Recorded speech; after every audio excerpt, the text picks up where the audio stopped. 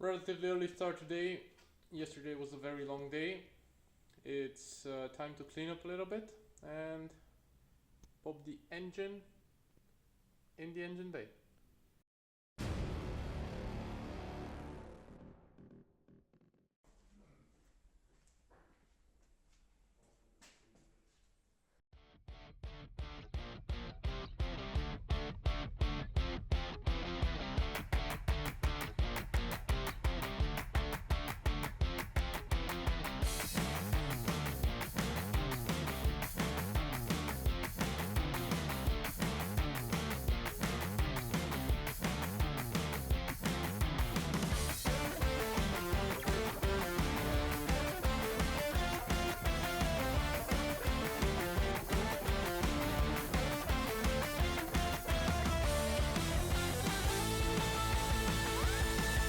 This is my old gearbox mounting bracket. The gearbox sits here, and for the diesel you need to lift it upwards. That's why I bought this one, which is significantly lower, and the gearbox is mounted here instead of here.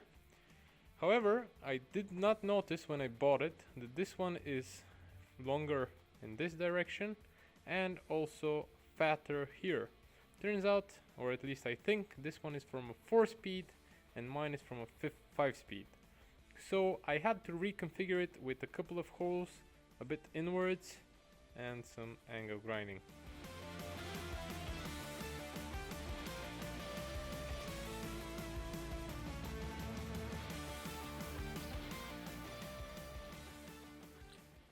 The electrical part of this project always seemed a bit intimidating to me, mostly because wiring takes a lot of patience and mine was surgically removed at birth.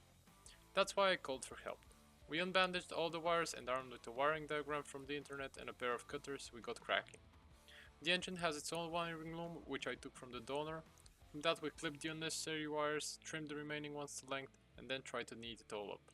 There are only 2 relays, one for the fuel pump with 4 pins and one for the ECU that has 5 pins. From there, all you have to do is connect the cables to either 12 volts, 12 volts through ignition, or ground. And of course you need to send signals to the dash for temperature, oil pressure and so on. In the end of the day there are about 15 wires that are needed to run the engine and another 5 to send signals back and forth, and you're ready to go. It was actually much simpler than I thought it would be.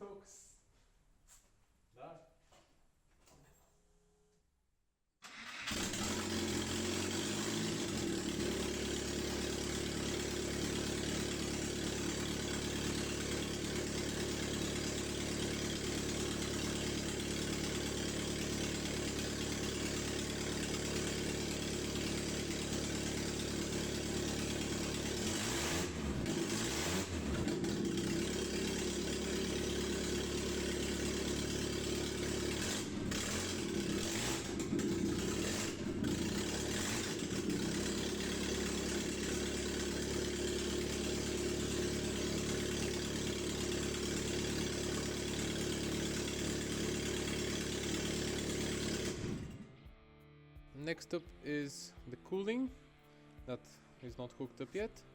Also the gear shift linkage, and I need to sort out the ignition. I have a muffler ordered, and the intake, which I'm pretty sure I've already figured out.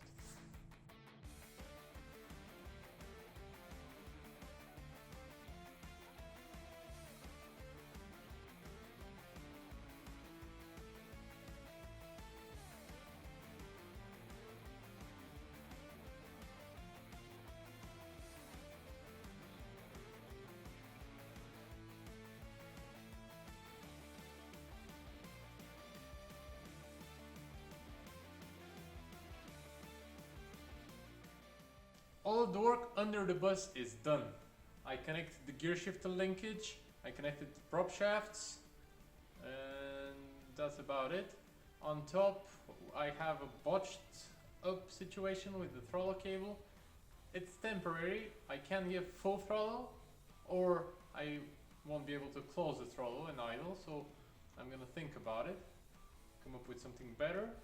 What's left now is to hook up the water, fill it up with water, and conjure some kind of an exhaust out of all these pieces. I bought a muffler.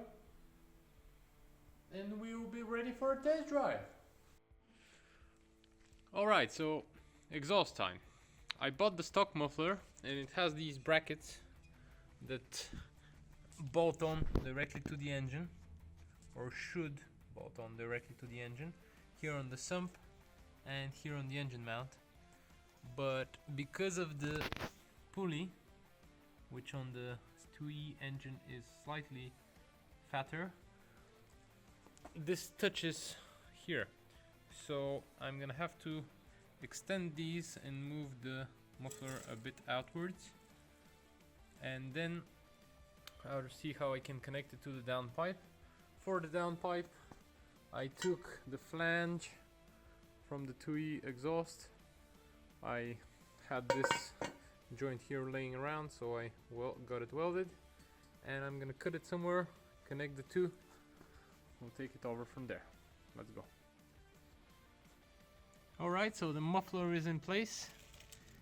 On this side I had to manufacture a bracket to hold it in place.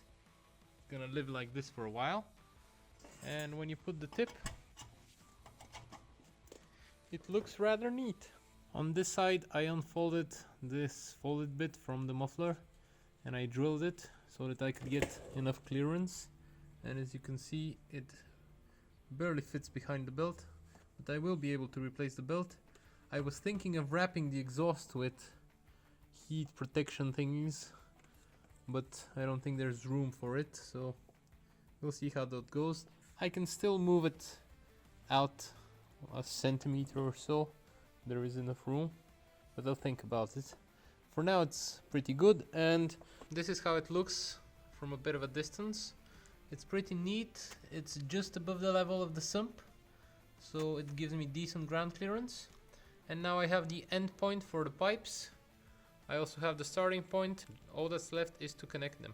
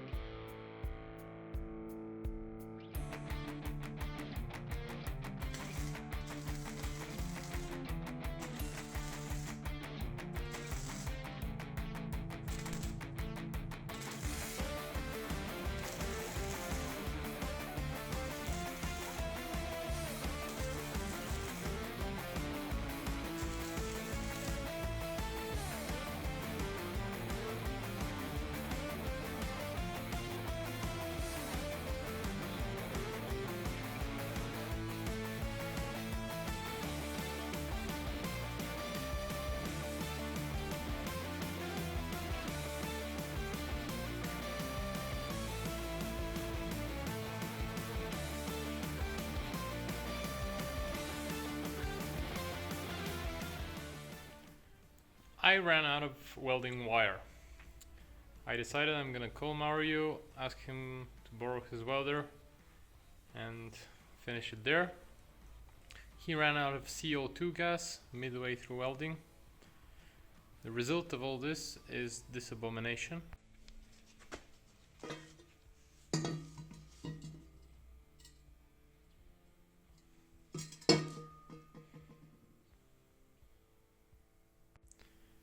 It will have to do for now.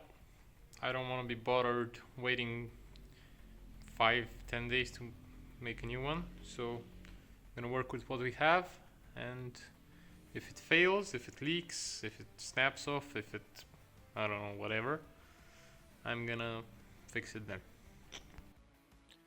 With the exhaust kind of sorted, all that was left was to zip tie this and that to here and there and go on a test drive.